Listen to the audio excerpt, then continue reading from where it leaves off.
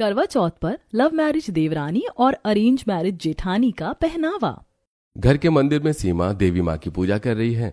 Hall में रखे सोफे पर बैठी चंपा, रमाकांत और पुष्पा चाय की चुस्की ले रहे हैं। चंपा सुहागन है, इसलिए उसने सुहागन का श्रृंगार किया है। वहीं पुष्पा विधवा है, उसने सफेद साड़ी पहनी है। वहीं सूरज अपने कमरे में ऑफिस जाने के लिए तैयार हो रहा है और विवेक घर की छत पर खड़े फोन पर किसी से बात कर रहा था। घर के सभी लोग अपने डेली रूटीन फॉलो कर रहे हैं सिवाय विवेक के। चंपा, तू बड़ी किस्मत वाली है जो तेरे बड़े बेटे ने तेरी मनपसंद लड़की से अरेंज मैरिज कर ली। बिल्कुल सही कह रही हो दीदी, किस्मत वाली तो मैं हूँ ही, वरना आजकल के लड़के कहाँ माँ बाप की सुनते हैं, वो अपनी मनपसंद लड़की से ही लव मैरिज करते हैं। मेरे दोनों बेटों को ही देख लो, दोनों ने लव मैरिज की और मेरी दोनों बहुओं ने उन्हें मुझसे अलग कर दिया।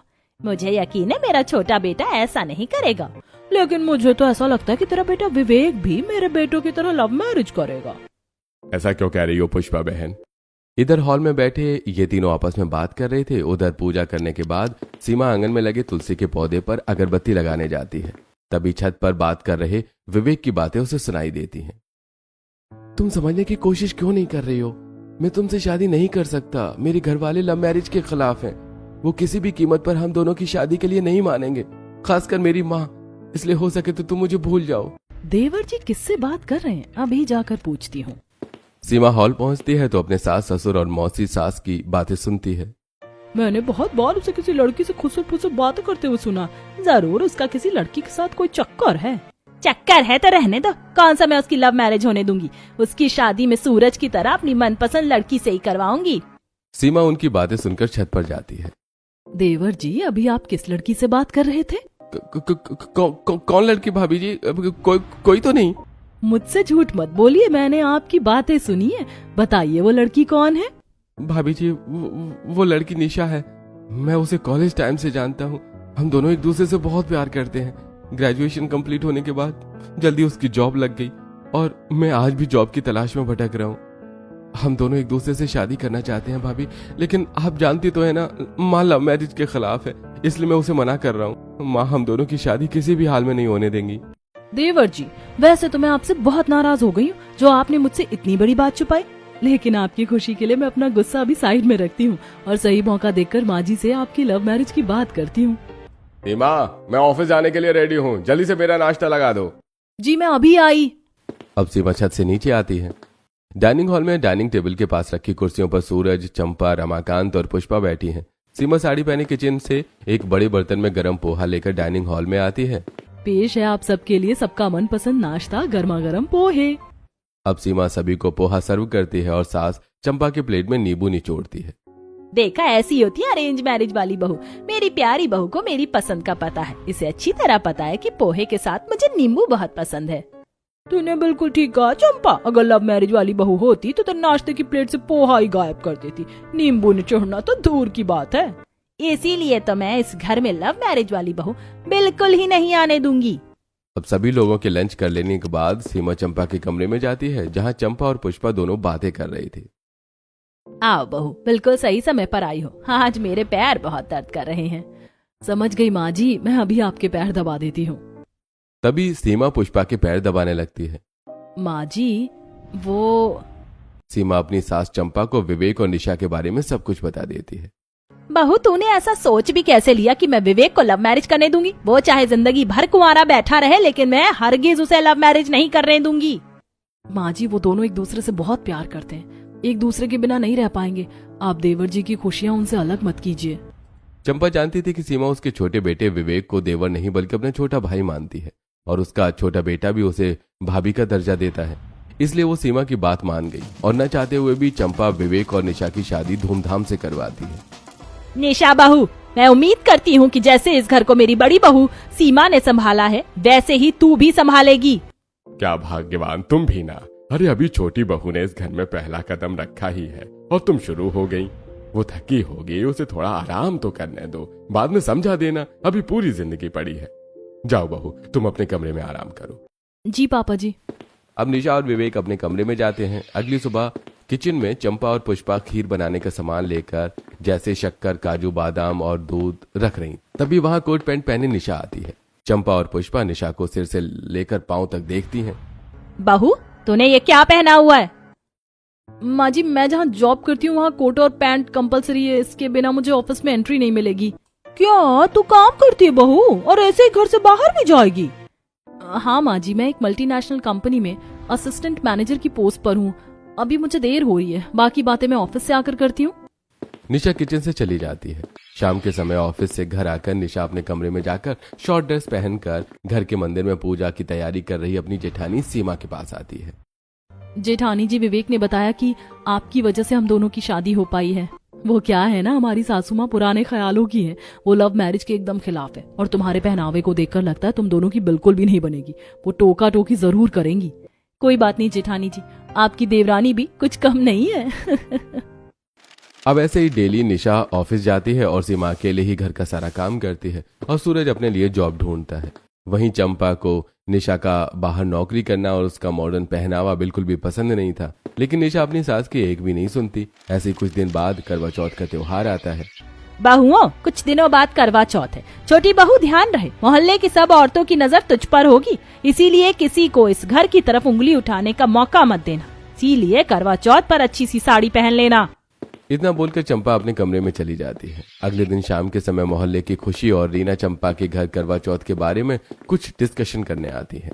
इस बार की करवा चौथ की कथा और करवा चौथ की पूजा मेरे यहाँ होगी और सबके व्रत खोलने की व्यवस्था भी। ठीक है आंटी जी, इस बार की कथा और पूजा हम सब आपके यहाँ ही करेंगे। तभी वहां निशा शॉर्ट ड्रेस में और सीमा साड़ी पहने आती है। सीमा ने सुहागन का पूरा श्रृंगार किया था, तो वहीं निशा ने बस गले में एक मंगलसूत्र पहना था और मांग में छोटा सा सिंदूर लगाया था। न बिंदी थी, न कान में झुमके और न ही नाक में नथनी थी। तो ये है चंपा आंटी की लव मैरिज वाली बहू। लव मैरिज वाली देवरानी का पहनावा देखो और अरेंज मैरिज वाली जेठानी का पहनावा देखो, दोनों में जमीन आसमान का फर्क है। क्यों, क्या खराबी है मेरे पहनावे में? जेठानी जी जिन कपड़ों में कंफर्टेबल रहती हैं, वो वैसे कपड़े पहनना प्रेफर करती हैं, और जिसमें मैं कंफर्टेबल फील करती हूँ बस मैं वैसे कपड़े पहनती हूँ। तुम्हारे कपड़ों में कोई खराबी नहीं है। इतना कहकर रीना और शिवी अपने अपने घर चली जाती हैं।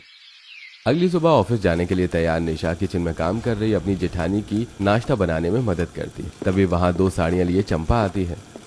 सीमा बहू, ये लाल साड़ी तेरे लिए, और निशा बहू ये हरी साड़ी तेरे लिए। तुम दोनों इन साड़ियों में बहुत सुंदर लगोगी। ठीक है माँ जी, आज मैं आपकी दी हुई यही साड़ी पहनूंगी। माँ जी, आप तो जानती हैं मैं ऑफिस में साड़ी पहनकर नहीं जा सकती। हाँ, लेकिन ऑफिस से आकर ट्राई कर सकती हूँ। दोनों देवरानी जेठानी को साड़ी देकर चंपा वहाँ से डाइनिंग हॉल की तरफ जाती है। साड़ियाँ तो माँ जी ने बहुत अच्छी दी हैं, लेकिन मैं साड़ी में बहुत अनकंफर्टेबल फील करती हूँ जेठानी जी। कोई बात नहीं देवरानी जी, साड़ी पहनना जरूरी भी नहीं है, जो तुम्हें अच्छा लगे वो पहनो। तुम ये काम छोड़ो, जल्दी ऑफिस के लिए निकलो, शाम को जल्दी घर आना, हमें शॉपिंग के लिए भी चलना है। अब सीमा ऑफिस के लिए निकल जाती है, लेकिन शाम को ऑफिस से वापस लौटने पर थकी सीमा अपने कमरे में जाकर शॉर्ट ड्रेस पहनकर मार्केट जाने के लिए तैयार होकर जेठानी सीमा के कमरे में जाती है। सीमा रूम में बैठी अपनी देवरानी निशा का ही इंतजार कर रही थी। ये क्या देवरानी जी, तुम इन छोटे छोटे कपड़ों में मार्केट जाओगी? हाँ जेठानी जी, मैं आज बहुत ज्यादा थकी हूँ, साड़ी पहनने की बिल्कुल भी हिम्मत नहीं है। अब दोनों देवरानी जेठानी मॉल में शॉपिंग करने जाती हैं, जहाँ सीमा एक अच्छी सी लाल साड़ी, चूड़ियां, आर्टिफिशियल ज्वेलरी, सैंडल और गजरा खरीदती है और निशा एक वेस्टर्न ड्रेस और सैंडल खरीदती है। देवरानी जी, तुमने ये वेस्टर्न ड्रेस जरूर करवा चौथ पर पहनने के लिए खरीदी है। माँ जी बहुत गुस्सा करेंगी, तुम एक साड़ी ले लो करवा चौथ के लिए। आप चिंता न करिए जेठानी जी, मैं सब हैंडल कर लूंगी। वैसे ये ड्रेस अच्छी है ना? हाँ बहुत अच्छी है, तुम पर जचेगी। सारी शॉपिंग हो गई, अब बस करवा चौथ की पूजा का सामान खरीदना बाकी रह गया है। शॉपिंग मॉल में ही एक जगह करवा चौथ की पूजा में लगने वाले पूरे सामान का स्टॉल लगा था। वो दोनों वहीं जाती हैं। सीमा करवा माता की फोटो, चलनी, थाली, नारियल, चुनरी, श्रृंगार के सामान के 2-2 सेट लेती हैं। जेठानी जी, करवा चौथ पर इतना सारा सामान लगता है क्या? जी देवरानी जी। अब दोनों बिलिंग काउंटर पर जाकर पूरे सामान की बिलिंग करवाकर घर आती हैं, जहां चंपा ललिता के साथ हॉल में बैठी दोनों देवरानी जेठानी का इंतजार कर रही थी। बहू, तुम दोनों जल्दी से मेहंदी लगवा लो। माँ जी मैं बहुत थक गई हूँ, फिर भी आप कहती हैं तो जेठानी जी के बाद थोड़ी सी मेहंदी मैं लगवा लूंगी। इतना कहकर निशा अपने कमरे में चली जाती है। अब ललिता सीमा के दोनों हाथों और दोनों पैरों में अच्छी सुंदर सी मेहंदी लगाती है। अब मैं निशा बहू को भी उसके कमरे से बुला लाती हूँ। निशा अपने कमरे में बेड पर बैठी होती है और सूरज निशा का सिर दबा रहा होता है और कमरे का दरवाजा खुला होता है, जहां निशा के कमरे के बाहर खड़ी चंपा ये सब देख लेती है। हम यहाँ से चले जाएंगे विवेक, इसने मेरे बेटे को अपने वश में कर लिया, कैसे जोरू का गुलाम बना बैठा है। सूरज की माँ, अरे मुझे बहुत भूख लगी है, खाना दे दो। चंपा कुछ बोल पाती इससे पहले ही सूरज के पिताजी आवाज लगाते हैं और चंपा वहां से चली जाती है। अब दोनों देवरानी जेठानी की करवा चौथ की तैयारियां भी हो गई थी और दोनों ने मेहंदी भी लगवा ली थी।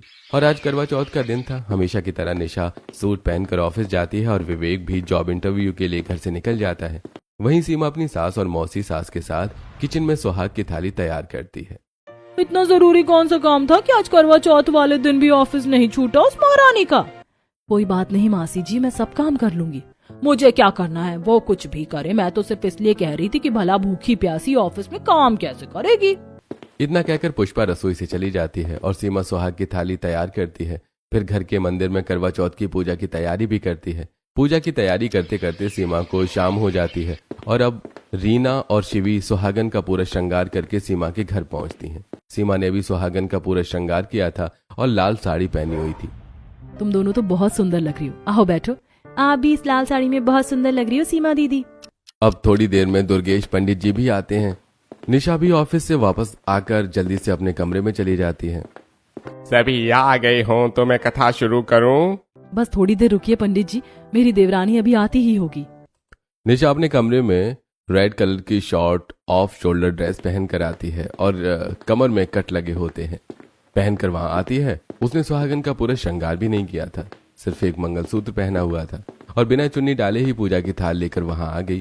तभी चंपा भी श्रृंगार करके वहां आती है। बहू, तू ये क्या पहन कर आ गई? तुझे कुछ लाज शर्म है या नहीं? पंडित जी आप पूजा शुरू कीजिए। अरे ये क्या, इसे इतना भी नहीं पता करवा चौथ में सुहागन का श्रृंगार कैसे होता है? श्रृंगार तो दूर की बात है, इसने तो साड़ी भी नहीं पहनी। मैंने ये ड्रेस पहनी है तो क्या मैं सुहागन नहीं हूँ? आपने अपनी कंफर्ट के हिसाब से साड़ी पहनी है, लेकिन कभी गौर किया है साड़ी और ब्लाउज के बीच में कितना गैप है? पूरा पेट और कमर दिखती है। इस ड्रेस में मेरा थोड़ा सा ही तो शरीर दिख रहा है। और कहाँ पर ये लिखा है कि करवा चौथ की पूजा में क्या पहनना चाहिए क्या नहीं? मुझे जो कंफर्टेबल लगेगा मैं वही पहनूंगी। शांत हो जा बहू, तू अभी सिर्फ कथा सुन। पंडित जी कथा सुनाते हैं। निशा बहुत थकी हुई थी और भूख और प्यास के कारण उसे चक्कर भी आ रही थी। वो वहां से उठकर अपने कमरे में जाने लगती है। करवा चौथ की कथा बीच में छोड़ना अपशगुन होता है निशा बहू। मैं नहीं मानती शगुन अपशगुन, मुझे चक्कर आ रहे हैं, मैं अब और नहीं बैठ सकती। करवा चौथ की कथा बीच में छोड़कर ही निशा अपने कमरे में चली जाती है। करवा चौथ की कथा सुनने के बाद सीमा, निशा, शिवी, रीना, चंपा, सूरज, आलोक, रमाकांत और मोहित छत पर खड़े होकर चांद निकलने का इंतजार करने लगते हैं। सूरज, आलोक, रमाकांत और मोहित कुर्ता पजामा पहने हुए थे। कुछ देर बाद आसमान में बादलों के बीच से चांद निकलता है। अब सीमा ने चलने से पहले चांद को देखा, फिर सूरज का मुंह देखा। सूरज ने उसे पानी पिलाकर उसका व्रत तोड़ा। इसी तरह शिवी और रीना ने भी किया और उनके पतियों ने उन्हें पानी पिलाकर उनका व्रत तोड़ा। निशा कभी चांद की तरफ देखती तो कभी रास्ते की तरफ, लेकिन विवेक उसे दिखाई नहीं दे रहा था। न जाने ये कहाँ रह गए।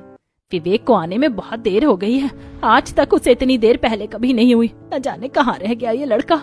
सुनिए ना, जाकर देखिए विवेक भैया कहाँ रह गए। मैं चला जाऊंगा, पहले तुम कुछ खा तो लो। नहीं, मैं और देवरानी जी साथ में ही खाना खाएंगी। ठीक है। मेरी बहुएं तो बाद में खाएंगी, जब तक तुम दोनों खाना खा लो। इतनी देर हो गई, ये देवर जी को लेकर अभी तक नहीं आए। कहीं देवर जी के साथ कोई? नहीं नहीं नहीं, ऐसा नहीं हो सकता। तभी दरवाजा खुलता है। सूरज और विवेक अंदर आते हैं। निशा और सीमा भागकर उन दोनों के पास जाती हैं। देवर जी आप इतनी देर तक कहाँ थे? इंटरव्यू देकर मैं घर वापस आ रहा था, तभी चंपा वहां आती है और उसकी नजर विवेक की शर्ट पर लगे खून के धब्बे पर पड़ती है। हे भगवान, मुझे ऐसी बात का डर था। इस कलमुही मॉडर्न सोच वाली बहू ने करवा चौथ की कोई भी रस्म अच्छे से नहीं निभाई, उसी का फल तुझे भोगना पड़ा बेटा। अरे ये तुम कैसी बातें कर रही हो सूरज की माँ? निशा ने करवा चौथ की एक भी रस्म अच्छे से नहीं की, उसी का फल मेरा बेटा भोग रहा है। माँ तुम खामखा परेशान हो रही हो, मैं बिल्कुल ठीक हूँ, मुझे कुछ नहीं हुआ। ये खून। अब विवेक सभी को सारी बात बताता है कि जब वो वापस घर आ रहा था तभी रास्ते में किसी का एक्सीडेंट हो गया था और वो उसे हॉस्पिटल ले गया था और उसकी शर्ट पर लगा खून उसी आदमी का है। अरे आज करवा चौथ के दिन तूने किसी की जान बचाई और हम यहाँ तेरे लिए परेशान हो रहे थे। माँ जी अब तक मैं चुप थी, आपको अपनी माँ समझकर आपकी सभी बातें सुन रही थी, लेकिन अब और नहीं सुनूंगी। आपको क्या लगता है मैंने गहने नहीं पहने, साड़ी नहीं पहनी, तो क्या मैंने करवा चौथ का व्रत बेमन से रखा था? नहीं, मेरे मन में अपने पति और माँ के लिए उतनी ही श्रद्धा है जितनी दीदी के मन में अपने पति के लिए है। सिर्फ मैंने अपनी सहूलियत के अनुसार ये व्रत किया और दीदी ने अपनी श्रद्धा के अनुसार। कपड़े सिर्फ तन ढकने के लिए होते हैं, कपड़े ये नहीं बताते कि किसके मन में कितनी श्रद्धा है। चीख कर तू अपने आप को सही साबित नहीं कर सकती निशा बहू, और तू मुझे ज्ञान मत दे। मैंने अपने ये बाल धूप में सफेद नहीं किए, मैं जानती हूँ तू कितनी संस्कारी है, मुझे तेरी हर एक चाल पता है। माँ जी, निशा बिल्कुल सही कह रही है। भगवान भाव के भूखे होते हैं, उन्हें बस भक्ति भाव चाहिए होता है, भक्त का पहनावा या दिखावा नहीं। बहू तू भी इस चालबाज की बातों में आ गई। जो मैं इसके बारे में जानती हूँ तू नहीं जानती, इसीलिए तू इसकी तरफदारी कर रही है। आप मेरे बारे में ऐसा क्या जानती है माँ जी जो दीदी नहीं जानती? मैंने सब देखा है और तेरी बातें भी सुनी है। मेरा बेटा तेरा सर दबा रहा था और तू मेरे बेटे को हम सबसे दूर ले जाना चाहती है। माँ जी, मेरा सर दर्द कर रहा था इसलिए वो बाम लगा रहे थे, और उस रात मैं इन्हें घर छोड़कर जाने को नहीं कह रही थी, बल्कि यही नौकरी ना मिलने से परेशान थे और ये शहर छोड़ने की बात कर रहे थे। तब मैंने समझाया कि मेरी कंपनी का एक ऑफिस दूसरे शहर में है, मैं वहाँ ट्रांसफर ले लेती हूँ, फिर तुम मेरे साथ वहीं चलना, तुम वहीं नौकरी की तलाश करना। आपने पूरी बात सुनी ही नहीं। माँ तुम शांत हो जाओ, निशा तुम भी शांत हो जाओ, मेरे साथ और कोई भी है। विवेक, इस वक्त भला तेरे साथ कौन हो सकता है? दीपक भैया, अर्चना भाभी, अंदर आइए। दीपक और अर्चना अंदर आते हैं। ये दोनों तुझे कहाँ मिले और तू इन्हें यहाँ क्यों लाया है?